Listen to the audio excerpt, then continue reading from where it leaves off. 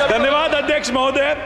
मैं और मेरे निर्वाचन क्षेत्र के लोग बहुत ध्यान से बजट के भाषण को सुन रहे थे। आशा ये थी कि सांगली को इस बजट में कुछ हासिल हो, लेकिन दुर्भाग्य ये रहा कि सांगली तो दूर, लगभग 1.5 घंटे के भाषण में एक बार भी मेरे राज्य महाराष्ट्र का नाम नहीं लिया गया।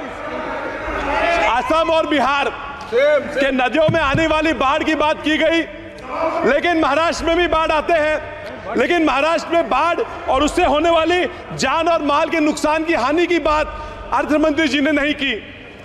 आंध्र के अमरावती की बात की गई, उनको हजारों करोड़ रुपए का फंड दिया गया, लेकिन महाराष्ट्र में भी अमरावती आती है, उसका जिक्र न किया गया। सांगली जो मेरा निर्वाचन क्षेत्र है, वो भी चाहता है कि स्मार्ट सिटी में उसका समाविष्ट हो, उसका ना स्मार्ट सिटी में समाविष्ट हुआ, न वहां हवाई अड्डे के लिए कोई निधि दिया गया।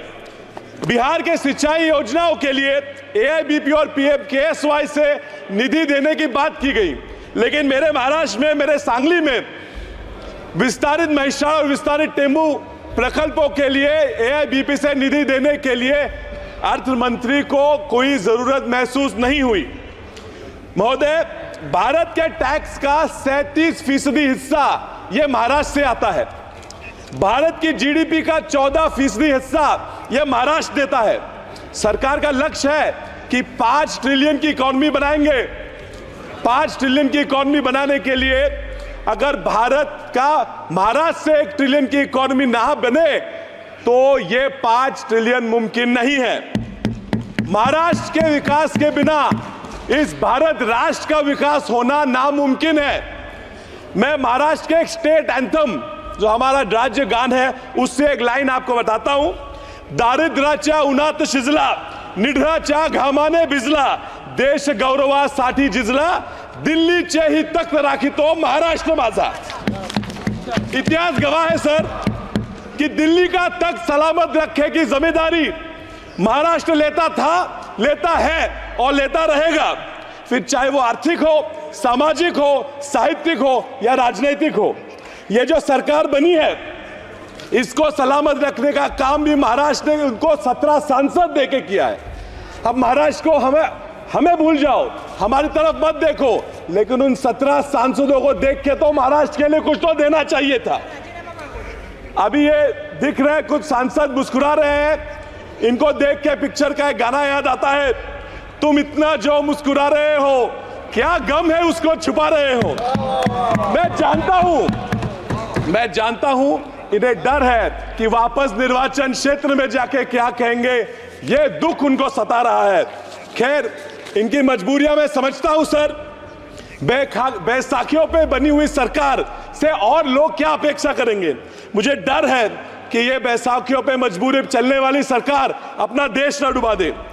सर, राज्यों की बात छोड़ते हैं, सामान्य लोगों की अपेक्षाओं पे क्या क्या किया ये मैं पूछता हूं। MSP को लीगलाइज करने की बात की, ये इन्होंने नहीं की। लोगों का कर्जा, किसान कर्जे से मर रहे हैं, कर्जा माफ करने की मांग की, वो दखलंदाज कर दी। महंगाई सीमित रखने के लिए तो इन्होंने कुछ किया ही नहीं। सर, EPS में 7,000 रुपए मासिक पेंशन देने की बात हुई, वो इन्होंने नजरअंदाज कर दी। भूमिहीन किसानों को भी सम्मान योजना में, PM सम्मान योजना में समाविष्ट करने की बात की, वो भी उन्होंने ठुकरा दी। सर, फर्टिलाइजर हो, सीड हो, उस पे लगने वाला GST भी इन्होंने माफ नहीं किया। मनरेगा में 400 रुपए तक मिनिमम वेज बढ़ा दो ये मांग की थी, वो भी उन्होंने नहीं दी। चलिए, नहीं दिया तो नहीं दिया, जो दिया उस पर मैं सर 1 मिनट बात करूंगा। Food subsidy, they have decided to again continue with the 80 crore food subsidy. So it's a very ironic issue because the entire BJP's plan, election manifesto going around telling people was कि if you don't vote us back to power, आपकी food subsidy खत्म हो जाएगी।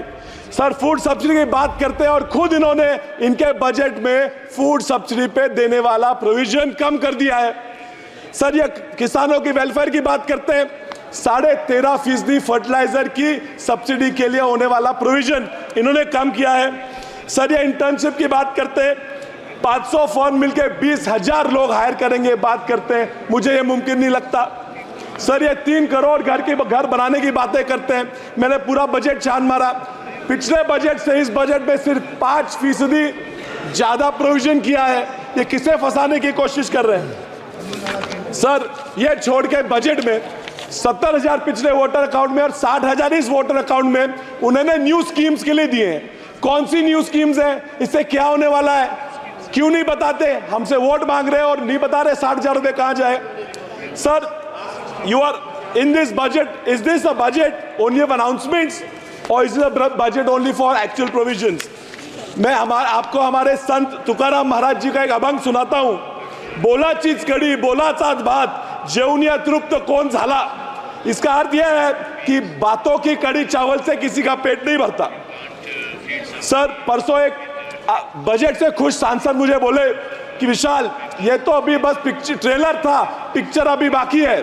Sir, ये trailer और picture सी बातों से मैं पूरा डर जाता हूं। परसों बीवी बोली एक ट्रेलर देख लिया पिक्चर का और पिक्चर दिखाने मुझे ले गई।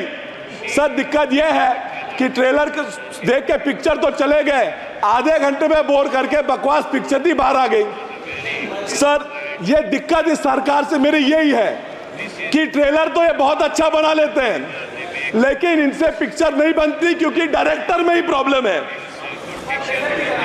इस बार तो ट्रेलर भी बकवास हुआ। So I'll conclude the simple point, and I want to tell them why they have lost in states like Maharashtra. And they may go on and talk about how the constitution was brought in and how caste equation was brought in, but that is not the reason for them losing majority of the states of India. They have lost because there's an article by Indian Express which says that every state where the GDP has dropped, the BJP has lost. And if they continue with this kind of economic policy, I assure you, sir, I'm concluding, I assure you, sir, आने वाले महाराष्ट्र हरियाणा के चुनाव में ये वापस हारेंगे। इसलिए इनको अनुरोध है कि इकोनॉमी पे ध्यान दो, वरना आप ज्यादा दिन उस तरफ नहीं रहने वाले। धन्यवाद।